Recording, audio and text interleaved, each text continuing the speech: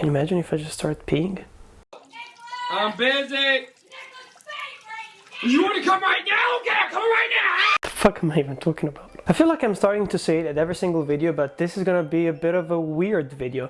And the day that I start doing normal videos, please just shoot me in the face. I was watching Raya and the Last Dragon a couple of weeks ago, and even when I was watching the trailers, I immediately fell in love with Shizu and the whole atmosphere of the entire movie. Raya felt like a really strong lead character, and it felt like a new universe that felt fresh and it felt interesting, and it felt like one of those journeys, like if you think back to Mulan or if you think back to Moana, one of those journeys that really sticks to the mind of children and adults alike for the next few generations. As I finished the film, I had this weird feeling at the very back of my throat, so here, unless the back of my throat would be here. So why do you say at the back of my throat when you say at the back of my neck?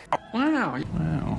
Wow. Wow. As I finished the film, I was feeling completely underwhelmed, and I couldn't put my finger exactly on what the reason was. And then I started analyzing the film, and I started seeing a weird trend that was going on when it comes to animated feature films, and especially animated feature films which have a lead female character in the role. Raya and the Last Dragon felt like a really good film, mostly because, first of all, she didn't have a straight male companion following her around. She wasn't really looking to save a prince like a lot of other princesses, or even just looking for a prince. Her entire journey was about trying to bring a father back, but also maybe try to create a weird surrogate family of people who thought like her. And everything became quite clear to me once the baby actually entered the picture. Yeah. Okay. Goo goo gaga. And the tone of the movie went completely all over the place and became an action comedy that reminded me a bit of those weird films from the 80s and 90s. I gotta get a disguise. Yeah. Yo, yo, yo. Smoking. You have no style or sense of fashion. What's your... No. It wasn't a question. Like Look Who's Talking, where we had this trend of like superhuman babies, and something that is of course completely out of the realm of reality. And of course the baby that we have in Raya and the Last Dragon is not a normal baby, it's a super baby, it's a ninja baby, and Raya doesn't actually have to take care of it, which is a good thing, because that might seem for some people one of the reasons why her character seems to be undermined. And of course, once you see a baby on screen, there is this innate sense in you, and I don't know if it comes from a cinematic trope, something that we're used to be seeing, but when we see a baby on screen, we think someone is gonna take care of it. Bitch act like Megan Thee Stallion, she ghetto and nasty, she driving the boat. Or at some point the baby will go into deep trouble and an adult will have to take care of it. And of course it falls down to Raya, because Raya is the leader of this team. And it might seem like I'm reaching when it comes to this interpretation of the film, but let's go down this journey with me and try to imagine how this film would look like if there was no baby in it.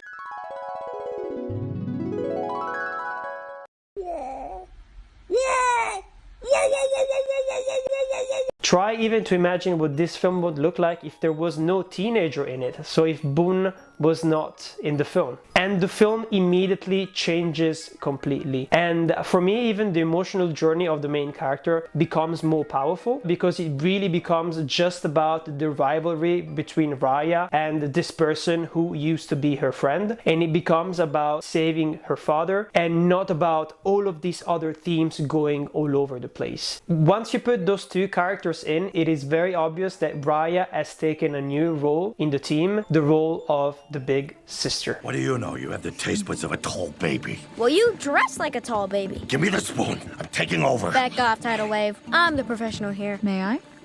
But it's funny because when usually we see these kind of narrative choices in films, it means something. It means that our main character needs to go through some kind of journey to understand that she needs to rely on other people and she needs to create a family, right? But the thing is, when you look at the film before, Raya had nothing when it comes to her personality that would indicate to us that there was something missing within her, and she seemed like a very goal-oriented and fun person to be around. And for me, there was no specific reason, no specific lack when it comes to the character's personality. And this is my whole idea when it comes to this video. I want to take a couple of examples and I want you to look at different interpretations of very famous films and see the very subtle ways in which writers or producers do unconsciously or consciously kind of sneak in the patriarchal way of living when it comes to the family structure, when it comes to the female lead characters and how they're gonna lead their life. And what I try to do is, as a director, I try to... Sam? Michaela. Is that your girlfriend? Mm-hmm. Ex. Excuse me, I'm sorry. I'm sorry. Okay. And I felt like ultimately the message of the movie got overshadowed by this weird mood that was lingering around, and this idea that a lead female character couldn't only be strong, couldn't only be goal-oriented, couldn't only care about her father, but she needed to take care of a surrogate family. She needed to learn how to care for people that she didn't necessarily want to care for. It's one of those interpretations that is not very clear in the text itself. It is one of those sneaky subconscious things that will linger in the audience's mind without them even noticing it. If you just look at Mulan, for example. Na na na na na na na na na na na na na na na. Mulan has always been perceived as a very strong character. Mulan as a film is kind of like the ultimate proof of a woman finally proving that when it comes to the military life, she can do exactly the same thing that a man does. Everything she does in the film, she earns it, she fights for it, and she learns from her mistakes over and over and over again. And there is no denying that, of course, when it comes to the message of the film Mulan. But let me give you another idea or another way of reading Mulan. She managed to do those things only because of the fact that she was perceived as a man. You haven't got a clue. Somehow I'll make a man out of you. And only if she behaves and embodies all the characteristics that we associate with traditional masculinity, and as an extension, the patriarchy itself. So if you wanted to give, for example, a feminist reading of Mulan, it would be, if you act like a man, then you will be rewarded. I am a man!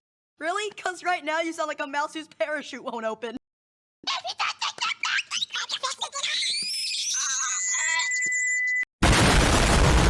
Think about the ending as well. When finally Mulan goes back home, she has earned her family honor back again. She's going back to the same way that things were working before, to the same patriarchal village, and there is nothing from a narrative perspective showing us that anything has changed. And I wanted to use this example just to prove you how easy it is to create a lead female character that looks strong, that acts strong, and then later on undermine her thematically speaking, so that even though we know that she's strong, we know that at the end of the day she will go back in the same place that she was before. She will go back in the mix and act exactly as what is expected from her. Let's work through another example, which is Princess Merida from the film Brave. Brave is an incredibly good concept of a movie. It's not a great movie, but it's an incredibly good concept, and let me tell you why. So Princess Merida from Brave, she can climb mountains, she's the best archer you've ever seen, and has the most gorgeous hair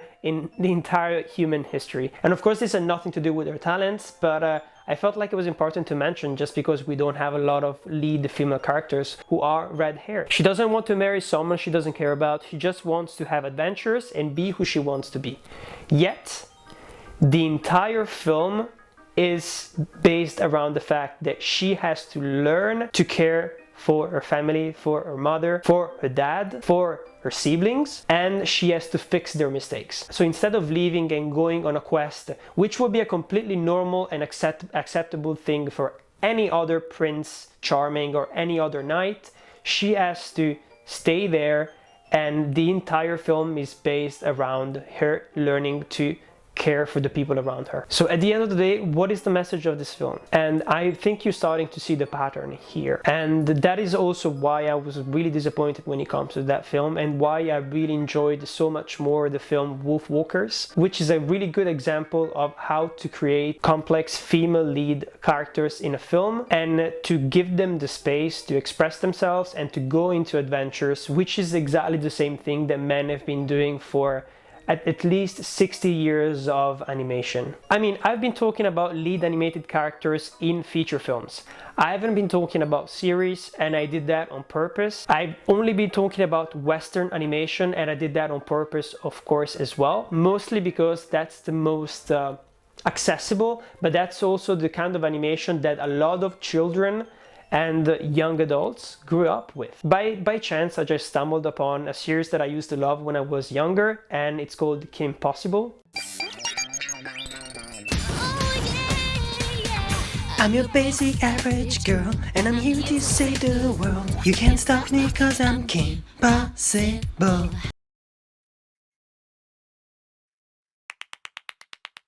And once again, strong lead female character. She's a spy, she goes to school at the same time, so she's a teenager, she's incredibly talented, but she has to run around and carry around this dorky, normal, with no particular talent whatsoever guy whose name is Ron Stoppable. I'm not saying that Kim Possible is the most quintessential kind of examples that I could choose when it comes to good or bad writing, but I just wanted to point it out the fact that even when it comes to the series and when it comes to series that I grew up with, we still had those very tiny details of writing that would undermine the main characters of the story. But I discovered Kim Possible's weakness. Boys, boys, boys! Who should I go to the dance with? When I was looking at Kim Possible, this really made me ask myself, who is this animated series for? Because as a girl, I'm pretty sure that you'd love to spend time with Kim Possible and see her kind of manage her double life, but who would want to actually spend time with Ron Stoppable? And that's exactly when I realized that when I was little, when I was watching this series, that was not a problem for me. I really didn't care that Ron Stoppable was hanging around Kim Possible, and in fact I actually liked the fact that he was hanging around and that she let him hang around. Why? Because there is this weird kind of male fantasy that comes from when a strong person just keeps you around. It kind of gives you hope that that person might be interested in you, and that makes you feel better about yourself as a person. So I feel like that is the entire purpose of having a character like Ron Stoppable. So I started looking at who created this series, and of course it was created by a guy. It was created by Bob Shuley and Mark McCorkle. I looked at other series that I grew up with, other female-led animated series like Totally Spies, which was created by... And I looked at the Powerpuff Girls as well, which was created by Craig McCracken. And of course you're seeing the pattern. Of course, if the people behind the show are not representing the target audience, then it is very easy for them to make mistakes like this, because they wouldn't even notice it, because it's something that we take for granted. I didn't want this video to be completely negative, so I wanted to leave you with a couple of good examples of what do well-written lead female animated characters look like. And I went back to a film that I talk about all the time, which is Coraline. No, you might make me jealous. No way! You're not sewing buttons in my eyes! Oh, but we need a yes if you want to stay here. So sharp you won't feel a thing. Ow!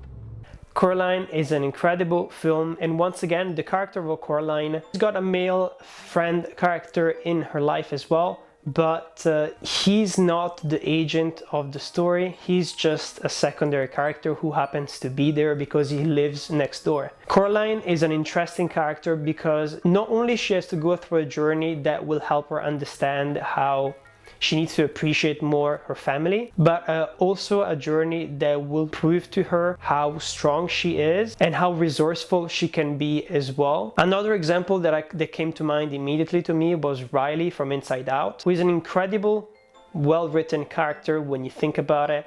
I feel like when it comes to children and when it comes especially to girls in animated films, we very rarely tend to get into their heads.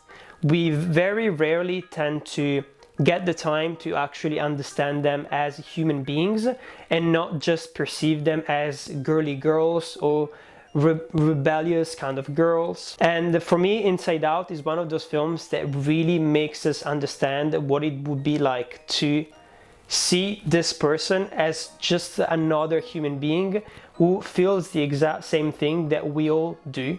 And that's why I think Inside Out is also such a relatable movie for everyone and not just for girls. I feel like you can surround a character with male characters, you can surround her with female characters, you can surround her with any kind of relationships that you want, but at the end of the day, the character itself, it needs to shine on its own.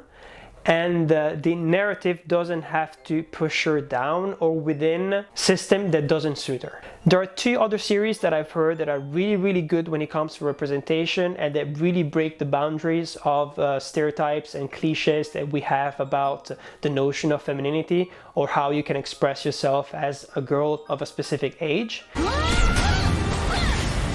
Okay, Sword, let's do this. For the honor of Grayskull! She-Ra and the Princesses of Power. One of them is She-Ra and the Princess of Power, and the other one is Star versus the Forces of Evil. People have called me reckless and irresponsible just because I like to have fun! We're sending you to train in a safer dimension. Oh, Marco! Come meet the new foreign exchange student who's going to be living with us! What?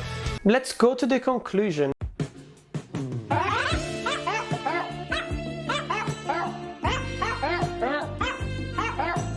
Only 70% of 120 recent animated films featured the female characters as the lead or co-lead, and only 39 of 100 recent animated TV series featured a largely female cast. So 37 of all producers of animated films were women, compared to just 15 of producers for live-action feature films.